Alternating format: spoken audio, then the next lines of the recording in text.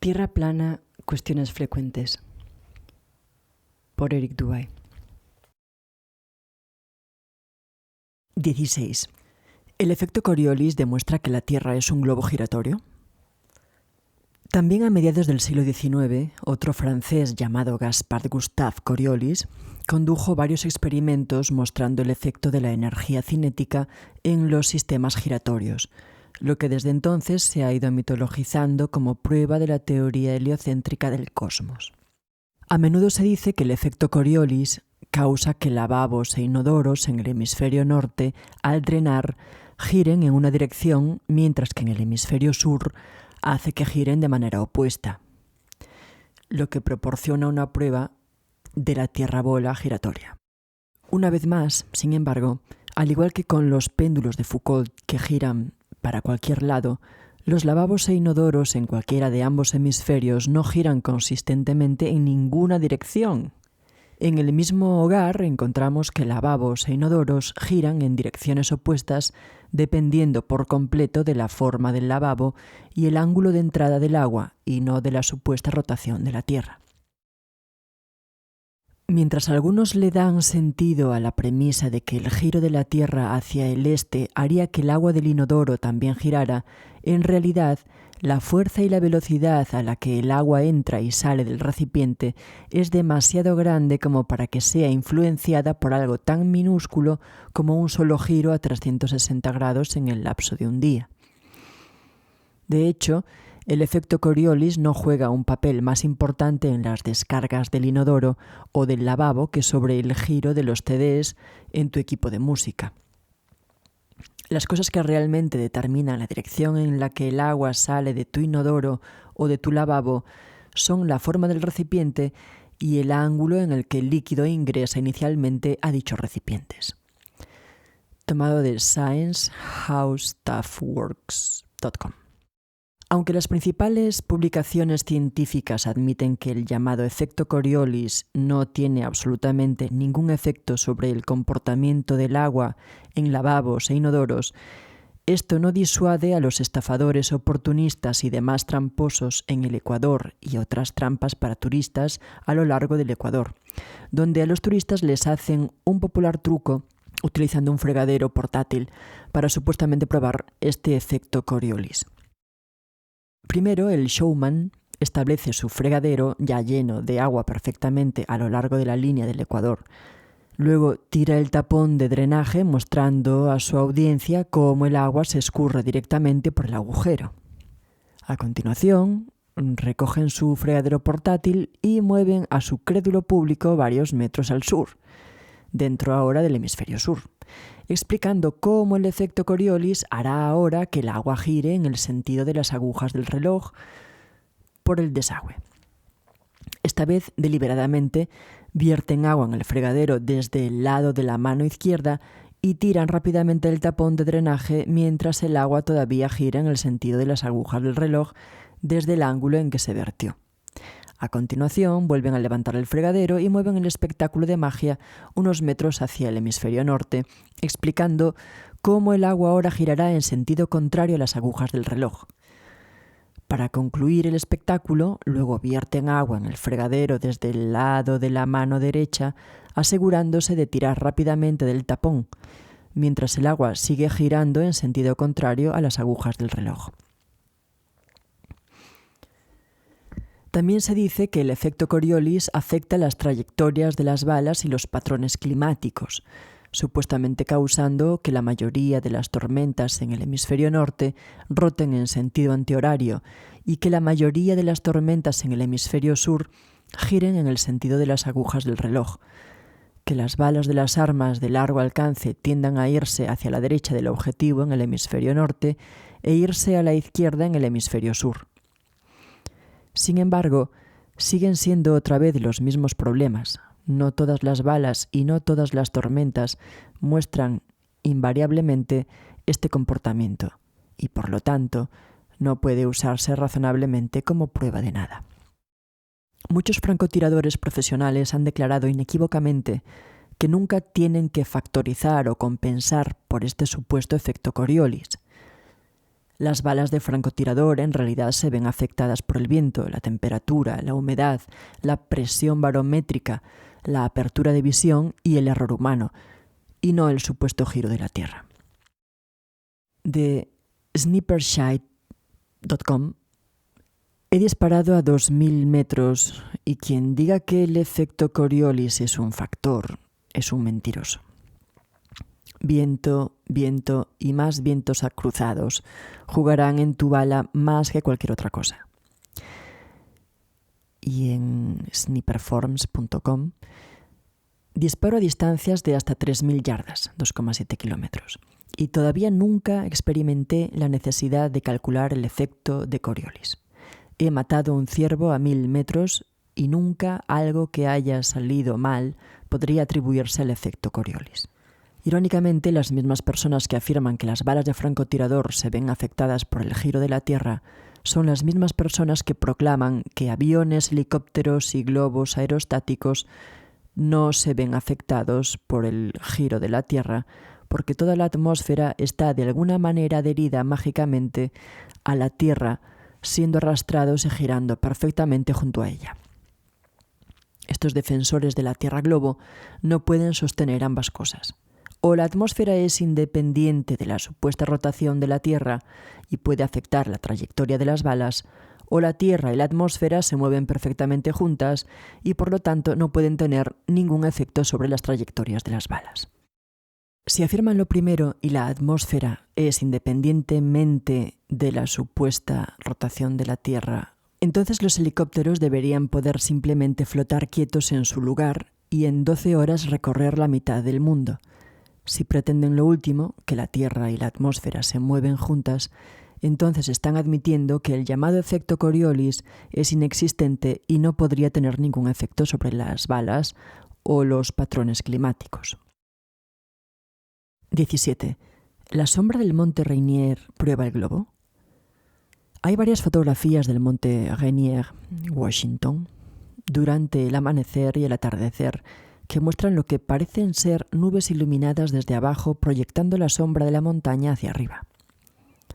Los creyentes del globo a menudo citan estas fotografías como prueba de que el Sol debe estar físicamente debajo de la capa de las nubes para causar este efecto, y que por lo tanto la Tierra se confirma como un globo porque en el modelo de la Tierra plana el Sol nunca cae físicamente debajo del horizonte. Solo a primera vista esto puede parecer una suposición razonable, pero una mayor investigación sobre el fenómeno revela lo contrario. Para empezar, hay un sinfín de ejemplos de fotos y vídeos que muestran una luz de ambiente o reflejada iluminando superficies desde abajo y proyectando sombras de objetos hacia arriba, aunque la fuente de luz física real esté muy por encima de ambos. Un ejemplo común de esto es la luz del sol del mediodía, que brilla a través de una ventana reflejándose en el suelo y proyectando sombras de los muebles en el techo de la habitación. En este caso, la fuente de luz está muy por encima de los muebles y de la casa, aunque el cuarto es iluminado desde abajo y las sombras de los muebles se proyectan hacia arriba. Por lo tanto, este efecto puede ocurrir y ocurre regularmente sin que la fuente de luz necesite caer físicamente debajo del objeto y de la superficie en cuestión.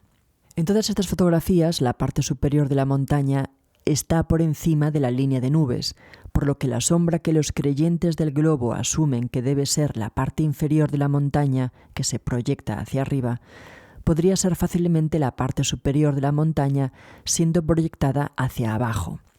Es solo un sesgo confirmar que debe ser lo primero, aunque una observación más detallada muestra que es definitivamente lo último.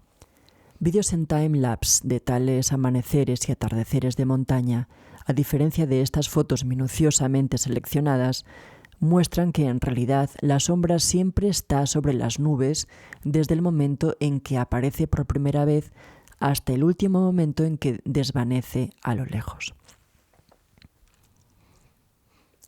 En ningún momento durante la existencia diurna de la sombra sucede que pase de proyectarse hacia abajo sobre la parte superior de las nubes a proyectarse hacia arriba sobre sus fondos, como debería suceder en el modelo del globo. Además, si el Sol estuviera realmente descendiendo por debajo de la altura de la montaña en la puesta de sol y proyectando sus sombras hacia arriba, las imágenes del time-lapse tendrían que mostrar que la sombra primero comienza a proyectarse en las nubes más lejanas cerca del horizonte y luego retroceder hacia las más cercanas. Pero en realidad lo que siempre sucede es que la sombra comienza su proyección al mediodía sobre las nubes más cercanas y se extiende lentamente hacia el horizonte antes de desaparecer al atardecer. De la misma manera, al amanecer sucede lo contrario, y la sombra comienza ya completamente extendida hacia el horizonte y se va encogiendo lentamente hasta desaparecer al mediodía. Por lo tanto, en lugar de ser una prueba de la Tierra esférica, estas observaciones son en realidad completamente incoherentes con el modelo del globo y solo son posibles en una Tierra plana donde el Sol siempre está físicamente por encima de las nubes. 18. ¿El puente del lago Pontchartrain muestra la curvatura de la Tierra? Hay varias fotografías y vídeos de calzadas elevadas y líneas de transmisión del lago Pontchartrain en Luisiana que muestran lo que para los entusiastas del globo es prueba visual de la curvatura de la Tierra. En dichas imágenes, el puente y las líneas de transmisión, cuando se ven desde cierto ángulo y altura, parecen curvarse hacia abajo a medida que tienden hacia el horizonte, y esta aparente curvatura se afirma que es la prueba del globo. Lo primero que se debe notar al considerar estas imágenes es que la curvatura no es del todo uniforme como debería serlo en un globo terráqueo. Por el contrario, casi no hay curvatura aparente en el primer plano y hay demasiada curvatura en el fondo cerca del horizonte. Si se traza un círculo completando la curva en estas imágenes, queda claro que dichas imágenes no podrían estar mostrando la curvatura de un globo de casi 25.000 millas de circunferencia. El puente en sí tiene poco menos de 24 millas, 38,6 kilómetros de largo.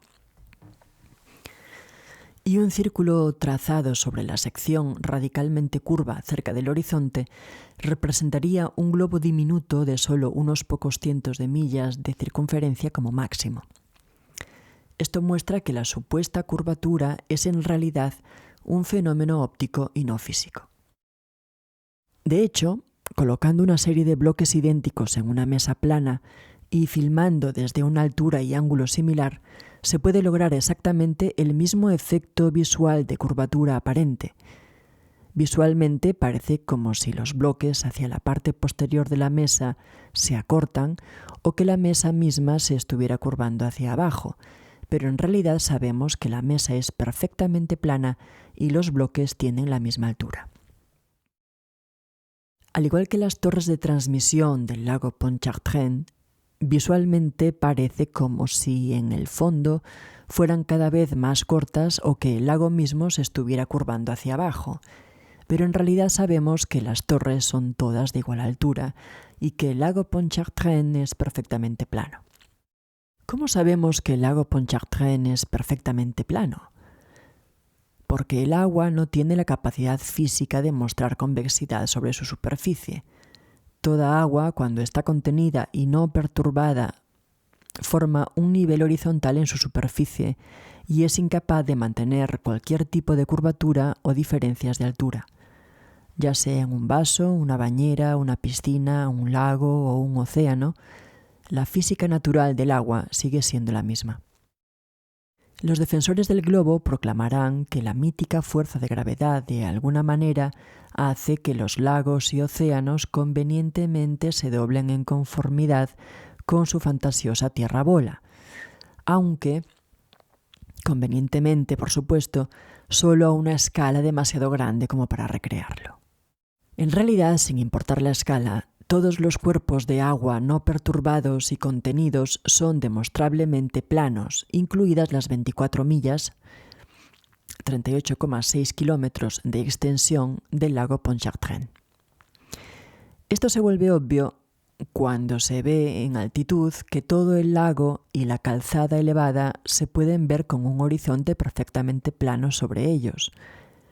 Con el uso de globos de gran altitud, se vuelve aún más evidente a medida que se alcanzan alturas de más de 120.000 pies, esto es 36,5 kilómetros, desde donde uno es capaz de ver cientos de millas en todas las direcciones. Irónicamente, cuando se les confrontan estos horizontes planos a los defensores de la Tierra globo, usan la excusa exactamente opuesta y sin importar la altitud, siempre reclamarán que no se está lo suficientemente alto para ver la curvatura. En otras palabras, proclaman que estando situados a nivel del suelo, el lago Pontchartrain y las torres de transmisión del lago Pontchartrain se doblan sobre la curvatura física de su globo a solo 20 de millas de distancia, pero a grandes altitudes donde podemos ver por cientos de millas en todas las direcciones, de alguna manera no es lo suficientemente alto o lejos para ver la curvatura. 19. ¿Cómo funcionan los mapas, las brújulas y la circunnavegación en la Tierra plana? Existe un mito popular que se enseña a los alumnos de la escuela y que la mayoría de los adultos aún hoy creen, por el cual la gente a lo largo de toda la historia ha viajado en líneas perfectamente rectas hacia el este o hacia el oeste y finalmente llegaron de vuelta a su punto de partida. Se anuncia esto como prueba de la Tierra globo y se proclama que cientos de aventureros desde Magallanes han completado las circunnavegaciones exitosamente, pero la verdad es que nunca nadie en la historia ha viajado en una línea perfectamente recta y regresado a su punto de partida. Todas las circunnavegaciones exitosas en la historia, ya sea por mar o aire, han seguido el mismo patrón, que es navegar o volar por la ruta más conveniente de puerto a puerto, parando para abastecerse de provisiones y repostar hasta que se ha realizado un círculo completo. Ni un solo navegante o aviador en la historia ha o pudo viajar solo en la misma dirección perfectamente recta y llegar mágicamente de vuelta a donde comenzó. Esta ridícula mentira se hace obvia cuando se examina críticamente, pero cuando se enseña a los niños, doblega y distorsiona sus mentes para que acepten el adoctrinamiento del globo. A diferencia de los puntos cardinales de las brújulas y o de la rosa náutica, norte, sur, este y oeste no son en el planeta simples líneas rectas separadas por 90 grados. El norte, en lugar de ser una flecha que dispara hacia arriba, es en realidad un punto central, el punto central de toda la Tierra, conocido como el Polo Norte geográfico, situado directamente debajo de Polaris, la estrella del Polo Norte, la única estrella inmóvil en los cielos, que marca el punto central norte exacto del cielo. El sur, en lugar de ser una flecha apuntando hacia abajo, es en realidad cada línea tangente al punto central norte, o, en otras palabras, cada línea recta que se extiende hacia afuera desde el Polo Norte y se dirige hacia el sur. Este y oeste, en lugar de ser flechas orientadas hacia la derecha y hacia la izquierda, son en realidad círculos en sentido de las agujas del reloj y en el sentido contrario a las agujas del reloj, alrededor del polo. El Sol, la Luna y las estrellas nacen en el este y se ponen en el oeste, haciendo círculos perfectos sobre y alrededor de nosotros todos los días. Como se puede observar, viajan en trayecto circular hacia el oeste, sobre y alrededor de la Tierra, y no viajan en dirección recta hacia la izquierda, como lo sugiere una rosa náutica. De igual modo, desde la antigüedad los navegantes han usado a Polaris para guiar sus naves, sabiendo que Polaris era el polo norte celeste. Al sur se viajaba dándole la espalda a Polaris. El este significaba viajar manteniendo el hombro izquierdo a 90 grados con respecto a Polaris, y el oeste significaba viajar manteniendo el hombro derecho a 90 grados a la estrella polar. Todas las circunnavegaciones en la historia han sido hacia el este o hacia el oeste, y nunca hacia el norte o hacia el sur, porque esto último es geográficamente imposible. De la misma manera, Vuelos del hemisferio sur desde Australia a América del Sur o desde Nueva Zelanda a Sudáfrica, por ejemplo, nunca vuelan la ruta más corta y directa en un globo, que debería ser hacia el sur sobre la Antártida. Se afirma que esto se debe a que tales vuelos supuestamente serían demasiado fríos para cualquier avión, pero en realidad es que las rutas son geográficamente imposibles porque la Antártida no es un pequeño continente de hielo confinado en la parte inferior de una tierra esférica y giratoria. La Antártida es, en realidad, el perímetro exterior sur de nuestra tierra plana e inmóvil que rodea los otros 6 continentes. Sin embargo, hasta donde se extiende realmente la Antártida hacia el sur y cómo termina o qué existe más allá es algo desconocido y ocultado para el público en general. Y por lo tanto, no existe un mapa de la Tierra plana completamente preciso o completamente funcional, ni podría existir sin que antes se le permita a la gente una exploración completa e independiente en el Ártico, Antártico y en todas partes. No obstante, hay varios mapas que funcionan como buenas ayudas visuales para aproximar la geografía de nuestra Tierra plana estacionaria. El nuevo Mapamundi estándar de Gleason de 1892 y el Mapamundi aéreo de Hammond de 1945 son 2 de esos mapas. Estos mapas, llamados mapas equidistantes azimutales, se utilizan en la práctica de la navegación y se pueden encontrar en los logotipos de la Organización Mundial de las Naciones Unidas, en la Organización Mundial de la Salud, en la Organización Internacional Marítima y en la Aviación Civil Internacional. Ellos pretenden que estos son simplemente representaciones bidimensionales de una Tierra esférica con el polo norte en el punto central y afirman que estos mapas se hicieron aplanando el globo. Pero lo cierto es todo lo contrario. Y el globo, específicamente el así llamado continente de la Antártida, fue hecho al esferizar nuestra Tierra plana y aplanando el expansivo perímetro exterior en un apretado continente de hielo de forma extraña debajo de la bola, manteniéndolo fuera del alcance del público en general mediante el límite de acceso impuesto por el conocido Tratado Antártico Internacional. 20.